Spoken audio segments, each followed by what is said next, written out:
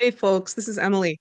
The video I'm sharing with you this week is a little unusual. This is a commissioned piece from a person involved in community work in Western North Carolina who would like to remain anonymous, but who is willing to share this piece with the public.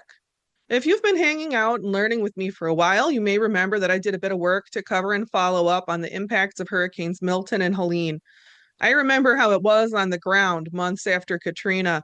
The streets in New Orleans were still lined with garbage piles, maybe 10, 12 feet high on account of the ongoing cleanup work, but it felt like the world had moved on and no one cared anymore. So if you're in an area that was impacted by these terrible storms, I want you to know I'm still thinking about you and I know it's not over. I imagine a lot of you are still recovering. In my last video, we focused on damage to the precious seed bank of the Appalachian Institute for Mountain Studies. For those of you who care about Dr. Vitito and his seed-saving life work, I want to follow up and let you know that they got a lot of help. They got the help they needed. That is what I have been told, and I certainly hope it's true. This video focuses on Western North Carolina, about the outlook and the resilience priorities there, with additional information about what looks to me like the strongest point in Appalachia, a broad area, a big, strong area around the Monongahela. But I want to say up front, I know North Carolina isn't the only location where people are continuing to hurt. Impacts from these storms were severe in many states, not only North Carolina, but South Carolina, Georgia, Tennessee, and of course, Florida. I want to take a moment to acknowledge the particular grief many of us feel for Florida and for the people, communities, and living things there. In this image from the NCA4, we saw a warning that hurricane tracks were projected to shift inland, repeatedly hitting Florida's Big Bend as we moved forward into a changing world. This is a trend we began to see in 2023 alongside the alarming bump in global temperatures with Hurricane Idalia. In 2024, Debbie hit Big Bend in July. Then came Helene in September, bringing one of the largest wind fields ever to hit the southeast directly into the Big Bend, a region of Florida that is not usually a target for these very large hurricanes. Helene caused devastating damage. Several communities in Florida were assessed by insurance companies at near total loss. I'd like to take a moment and say their names. I think it matters if we should hear them. Cedar Key saw 12 feet of storm surge in parts of town. Steinhatchee, they got hit mid-recovery from last year, still cleaning up and got hit again. Yankeetown, 13 feet of storm surge in a town already on the front lines of sea level rise. Keaton Beach, residents are reporting they say up to about 25 feet of storm surge if you include wave height. Most buildings were destroyed. This video I'm sharing with you today isn't quite like the videos I normally make. This is a video I made with support on the ground to try and meet people where they are, to try and meet the needs of a community of people who are recovering from a disaster. So you'll notice I do some things differently and I touch harder on sensory experience, on connection to the earth than I normally do. I push at the boundaries of my comfort zone in this video. My socialization as a scientist made elements of this project complex for me. I hope this video will be of value to impacted communities in Appalachia. Connecting with people on the ground, getting people information in the way they can use is always my core goal. Thanks for listening to this intro. If it turns out you see something in the approach I'm taking here, I want to talk with you about another project in the NCAP. Let's roll.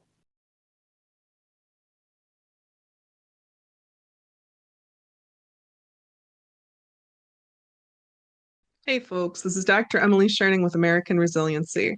I want to talk with you about the future you're facing in the mountains of North Carolina. I feel deep empathy for the pain you all have experienced since Helene. I'm a Katrina survivor. What you've experienced after Helene is so much worse than the worst I thought we'd ever see. Your disaster you've faced, it remains a Katrina deep and a culture wide. The last time I walked in your mountains was 20 years ago when I was an ecology student. I was walking in the high places looking for lichens. I was helping to tell the story of the incredible biodiversity of your lands by just looking at lichens. There are hundreds of species of lichens, and it was in the late spring. And I remember how the air tasted sweet in my mouth from the abundance of the flowering rhododendrons in the mountains. And from remembering that taste in my mouth, how the very air was like a blessing there, I can understand in my body why so many of you are powerfully attached to those lands there, to your lands in the mountains. In this video, I want to help you understand what some of the most recent climate science says is likely to happen to Western North Carolina in the years to come. What we experienced in Helene, we are wise to take it as a warning. There will likely be more very dangerous storms in the future. I want to show you the places in the mountains that are likely to be the safest to dig in and to help you understand the other changes to the seasons that are likely to come. I also want to show you a higher stability location further north in Appalachia to give some information to any of you who might be called up to the Monongahela. To tell you just a little bit about my background, I'm a scientist who spent a lot of time researching the best ways to help people get access to complex ideas, help them understand science in ways they can use. I started working in climate to apply that research in 2014, and I founded my nonprofit American Resiliency in 2021. My goal is helping people get access to local climate information. Most people don't know that local information exists, and the way mainstream media communicates about climate, they're not getting you information you can use most of the time. It's just horror to get clicks, but there is real information out there. Information we need to help our communities get strong for this time of change, information about what kind of trees to plant, how to keep shade up for the next generation, information about where extreme rains are likely to fall and where, and it does seem like these projections are holding so far that they are less likely to come. Your community has strength and promise, and I want to thank you for taking some time to learn with me so that you can make a plan for how to respond in this time of change. We won't just talk about projected change in this video, we're also going to talk about how to respond. Because wherever we choose to make our stand in these times of change, our communities will need to respond to change. I know you already have the grit that it takes, and many of the skills that we need are old skills that I know are cultivated still in your region. In Appalachia, I believe there is a powerful living life way that I think is critical. I think it's critical for our human future. So let's begin. Let's start talking about the climate projections for Western North Carolina. The source material I use is information in the NCA 5, the 5th National Climate Assessment, which maybe you haven't heard about, but you sure paid for it. This is high consensus climate projection information with about the most detail available for any country on Earth, is what we have here in the NCA 5. The first thing we're going to talk about is the projected changes as we approach 2C over pre-industrial baseline. Right now, we're about 1.5, 1.6 degrees C, and don't worry, I'll be talking about degrees F the rest of this presentation, over pre-industrial baseline. The reason I'm talking about degrees C is that the best info we have coming in on this is from the Copernicus Institute, which is with the European Union. And you can see here, maybe you've been feeling it on the ground too, that in 2023, things got strange, that we had this rapid increase in temperature anomaly that over 2024 didn't really come down at all. And as we're moving into 2025, we're still in this high place. We're in this high, strange place. So if you've been feeling in your body that there's an uneasiness in the earth, that things have been strange since the late spring of 23, I feel the same thing. And we see it reflected in measurements from Earth's deep systems. And it's worth noting that some of the most respected climate scientists, including Gavin Schmidt, a very serious man, are acknowledging that we're in a place of radical uncertainty. That although we have hypotheses for why we're at this hot place, this high place, we don't really know. We don't really know what's happened. Many nations' governments had been planning that we were going to be approaching 2C by 2050. You can imagine with this recent Unexplained, although slowed down now, rise in warming. That timing doesn't seem so likely. It seems like we're going to hit 2C before 2050, that we're in the change time now. I mean, all the Earth systems science can observe and all the Earth systems we can feel in our bodies are showing us signs of change now. So we're going to look at 2C because we're not there yet. So that's a guide point where we can get ready for it now. I'll share some info further out, 3C info as well, although that's lower certainty, and I'll help you understand more about why in a bit. So let's get focused and look at the heat. So I'm looking at figure 2.11 from the NCA5 now to look at the increase in hot days. And I think that this is an important thing for Western North Carolina. You can see that for much of the mountains, as we zoom in here beyond the point of resolution, for most of you, you're going to be facing a tiny handful. If you're down like in a holler, maybe one additional day over 95 a year, but for most of you, it's almost none. But look over the border into Tennessee, and you can see that as soon as you come down from the foothills, you start hitting a lot of increased summer heat. As soon as you come down from those mountains in Tennessee here, they're going to see a substantial increase in days over 100. So as we're looking at the future in the mountains here in Western North Carolina, I know there are many people who had hoped that mountain cool would hold, and it looks like daytime cool, mountain daytime cool, is holding fairly well. A very small, in the pale yellow to non-existent projected increase in days over 95. When I look out into detailed projections for further out, even at 3C, even if we look well beyond our current place of human experience, we see a very small increase in days over 95 projected for Western North Carolina. 5 days or less, even at 3C. So your daytime cool, your ability to survive in a warming world, looks good. It's an important strength. Looking at changes to nighttime temperatures, we also see tremendous strength emerge in Western North Carolina. Look at that sea of red around the mountains, and you can see where it's coming up into some of the valleys, into some of the foothills, and how narrow that border is with Tennessee. All of that red is where they're facing more than a month of additional nighttime temperatures above 70. And you can see you've got almost no nights projected above 70 in the mountains. And the reason that the scientists here have been projecting for that threshold nights above 70 is that a lot of garden plants don't set, fill, or grow if it's over 70 at night.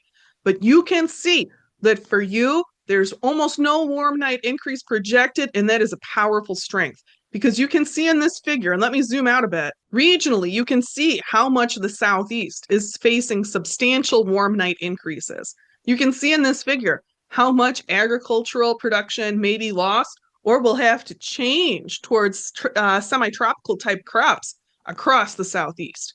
In your mountains, there are important ways that you're in a place of strength, stability, and hope. So both daytime and nighttime heat, you're looking at some changes, you're looking at some warming, but relative to much of the US, those heat increases projected in the mountains are not bad at all. They're more stable than daytime heat projections for the Great Mountains of the West. Western North Carolina is retaining a strong degree of cool summer advantage. And let's talk now about changes to the cold season. We're going to talk about changes to winter lows using figure 11.3 here, which shows projected changes in plant hardiness zones.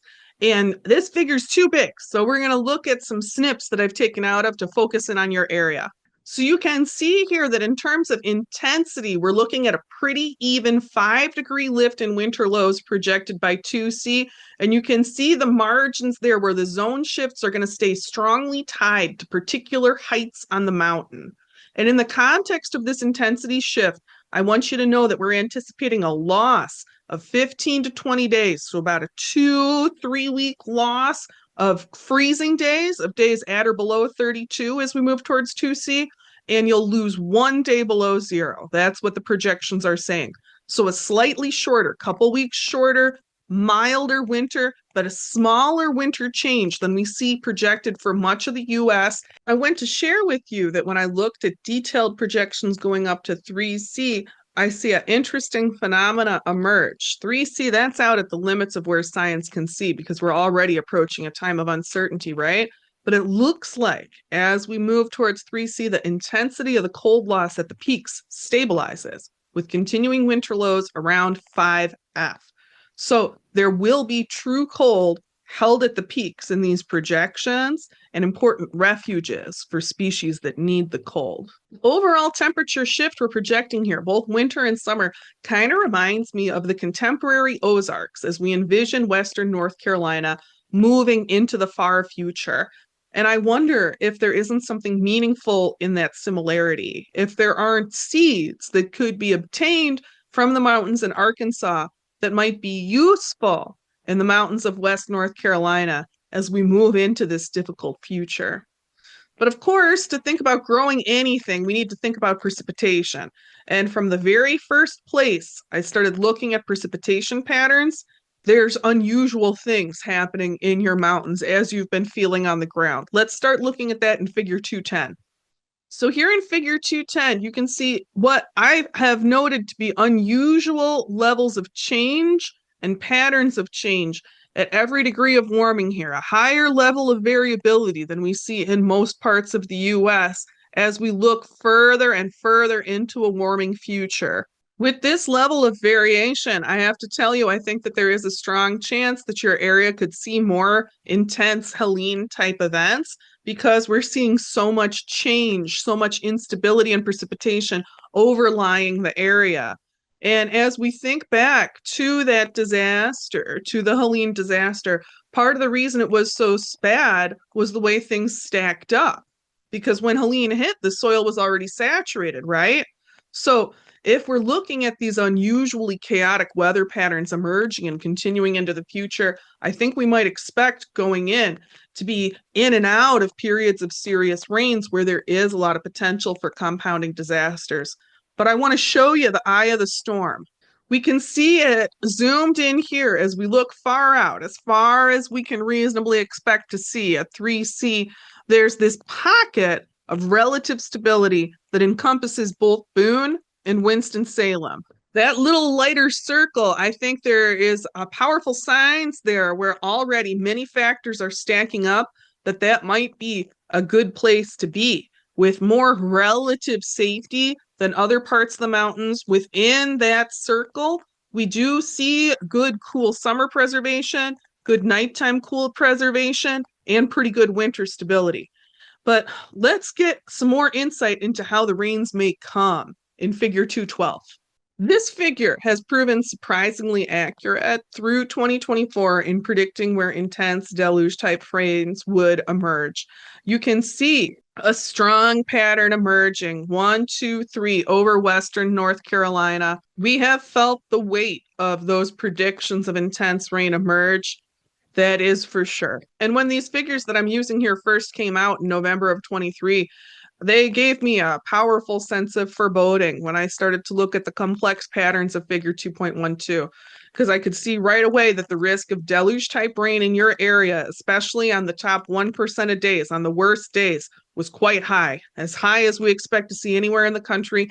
And I know that there's NOAA facilities kind of at the heart of that storm. Your area, you've seen it looks good on a lot of the projection factors in terms of winter and summer stability. But we only recently developed this clarity of modeling around deluge type rain. And it has been understood. It's been understood for some years that if there was a big climate risk in your area, it would be deluge type rain because that is so dangerous in the mountains. But I think it's important to say it outright. The NOAA facility being there, our best science being around Asheville, we didn't catch all the threats, right? We didn't start being able to see them until just recently. We didn't understand what we were doing or the full implications of what we've been engaged in. Science didn't understand everything. We need to approach this change time with some humility. There's a lot of detail that can be gone into in the patterns of 2.12, but in that most extreme panel, the panel about 1% of days, I think that it's important to notice this pocket here, this little pocket up by Boone that showed up in the figure that we looked at previously. That little circle of protection is holding across figures where we expect less variation and less intensity of risk with these extreme rains. I have heard from sources on the ground that in that little pocket, these terrible storms that the communities had to face in 2024 did not hit so hard in that little pocket there. I want to talk about one more threat from what science can see, and that's wildfire. In figure 7.4 here, you are seeing some modeled historical risk for wildfire in your area and that it's increasing, that you're looking at about 100% increase in wildfire. But I think we can get some more clarity on where the relative risk is within these large watershed areas. I think we can see that here in figure 4.5, which shows us the loss of snow water equivalent, which shows us where snowpack is holding. And you can see there's a terrible loss of snowpack forecasted for the west, but it's not so bad. Snow water equivalent for your mountains. And again, that pocket shows lower loss of snow water equivalent, lower risk of wildfire, lower risk of extreme rain in this pocket right here.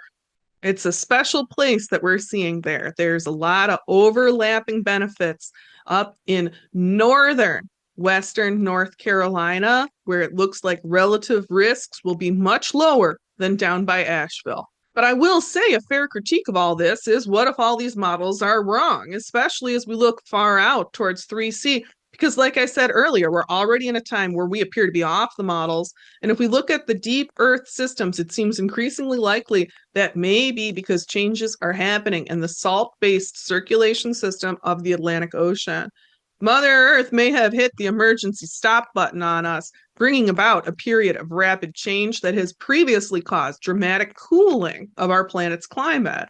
And that rapid change is going to hit modern civilization big time. We've seen this change happen before. Human beings have seen this kind of change time happen before.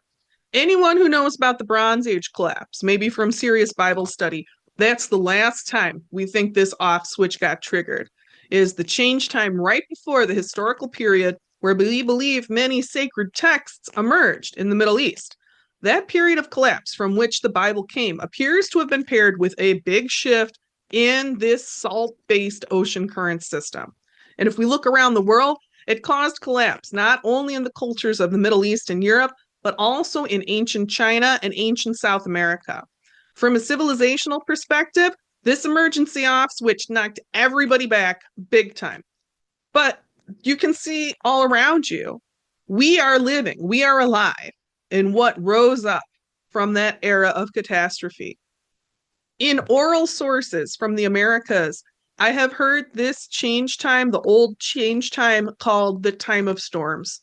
And that is what some of these old oral traditions instruct, is that the time of storms is something that may well come again. Scientists call the phenomena AMOC collapse. I think time of storms is a bit more descriptive.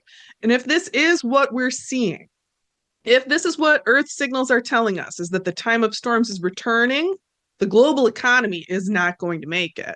Global agricultural systems are not going to make it. We're going to need local lifeways, and we'll want to know how our lands are likely to change so we can prepare. Science can't give us everything we need, but hopefully it can point us somewhat in the right direction. In your area, the projected temperature and precipitation changes aren't huge. Northern Europe, we're expecting a 40-degree overall temperature drop within 100 years. That'd be cold in the winter if we're right about what's going to happen if we're entering the time of storms. Your area, that cooling trend, if anything, will maybe help stabilize the warming trend, where maybe we'll be able to stick at around 2C of warming. Maybe that'll push some of the heat back from the lowlands, give Tennessee more of a fighting chance. There is projected to be a slight overall drought trend across the U.S. as we enter time of storms, making water precious. And I think that's an important teaching if we consider what we have already learned from this terrible prelude that Western North Carolina has recently experienced of a time of storms. So many people had to go without water in the aftermath of that disaster. And I'm from a temperate region too. I know that even those of us who like to be prepared are often lax about water. We always expect there to be enough water. But if the time of storms come, we need to value water as the traditions teach in the West. We're going to need to store water, and we need to expect that we may face drought or deluge, with little in between. It will be our actions that even out the water cycle on the land. Showing you a figure from another paper, a paper about AMOC collapse, about what this time of storms might look like, how this might change current climate projections. You can see that there are some areas where we expect big increases and big decreases in precipitation. South America is getting hit with both at the same time. There are many places on Earth where we expect big drought trends or temperature changes that will be so severe it will make it hard for people to adapt. And those changes will happen fast. Within our lifetimes, within 50 years, we'd really be in it. And the effects of AMOC collapse, our knowledge of if we're in the time of storms or not, will be impossible to ignore in 5 to 10 years if this emergence of the time of storms is what's happening. That makes it very important, critically important, to think now about Lifeway, to think if this is where I am and this is where I want to be, how can I get what I need to live from here? To keep living here? And how can we change? How can we build serious water resilience into the Appalachian Lifeway? How can we think about handling big volumes of water and also periods of intense drought? There's one more thing I'm worried about for you if we have hit this tipping point, if we are heading into this maelstrom. You can see here you're close to this low pressure system, kind of closer than I'd like to be. And I already saw big winds moving around you in a conventional warming scenario. So it seems like whether we hit the off switch or not, you've got major changes to weather patterns heading your way. I have serious concerns looking at that most recent figure and at figure 210 earlier. I think that we're seeing signs that more storms like we saw with Helene could come to your area. I think the mountains are looking much safer from a storm perspective if we look a little bit further north towards the Monongahela. But let's focus on your area. Taking all this information in, we're seeing a lot of change. And I know quite a few farmers in your larger region who are responding to change, who are putting in new types of trees and new types of crops. I want to share that people who are experimenting with olives, they have good news after Helene. I checked in on growers throughout the area who I know put in olives. Everyone I checked on, their trees survived. We all know that pecans got pretty well taken out by Helene. Not every kind of young tree, especially, had the kind of roots needed for these conditions, but the olives that I've heard of have been making it. And if you look at the international outlook, the Mediterranean, where most olives are grown, it looks extremely bad. It looks as bad or worse as anything in the US, all around the Mediterranean. They're saying that it won't be suitable for agriculture within the next 10 years. The EU is very serious about it. If you're in a location with a mild enough winter to put in a hardy olive, or you know someone further down the mountain who might be, olives could be a valuable, resilient cash crop for the area, one with many healthy uses within the community. And it's kind of an unconventional suggestion, but you wouldn't be the first. You wouldn't be the first in North Carolina to be working on it. Before we close out, just in case you're a person who's very interested in stability, like I am, I do want to show you the most stable point in Appalachia. I've been talking about it. If we look further north, we see, centered on the Monongahela, a rare exception to the North American drought trend that we would expect if we're entering the time of storms. And I can tell you that under conventional warming scenarios, this area that I'm describing here, centered on the Monongahela National Forest, looks very well. It has a lower, by at least half, probability of seeing heavy storms like you see in your southern part of the mountains. It has excellent winter and summer stability. And we can see that even in the time of storms, it's out of the emerging pressure systems, and it's likely to keep getting rain. So cross models, that's a place that's really important. That's a place that looks good on many, many factors. Cross models is the Monongahela. For those who can read the signs, the Monongahela is calling in the people of the mountains. She's calling like a bell. There will be the building of an enduring lifeway there, in that place marked on the map. Thank you for sitting with me for a little while. And I hope this gave you some information you can use as you think about what to expect. I think we're going to hit 2C before these models completely collide and we fully enter the time of storms. I think we have some time to build up our strength and that we should do it with an expectation of 2C conditions. There's no place of perfect security as we enter this uncertain time where science cannot fully explain what is going on with the observed changes to Earth's deep systems. But understanding what to expect may help us prepare. And there are a couple of places that we talked about that I really wanted to point out to you. That pocket around Boone and Winston-Salem in North Carolina, and that strong call coming out of the Monongahela for the Appalachian people. Places in Appalachia where change looks a bit less intense are both of those places. Both those places I pointed out. Maybe in those places it'll be a little bit easier to get by and to bring ourselves and other living things through the change time, because we need to be thinking about all of the living things around us that enable our life, that enable our life way. They are our life way. We have to do it all together. As you think about the change time, think about what to do. What changes you can make to respond to change.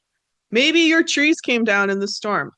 You could check out my tree atlas video to learn more for yourself what kinds of trees are likely to be able to thrive in the conditions that are projected.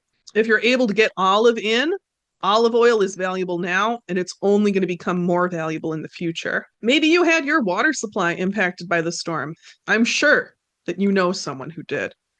The work that you do to think about water solutions, ways to store water, ways to channel water, and ways to get water to those who need it in these times after storms where things may be so impassable.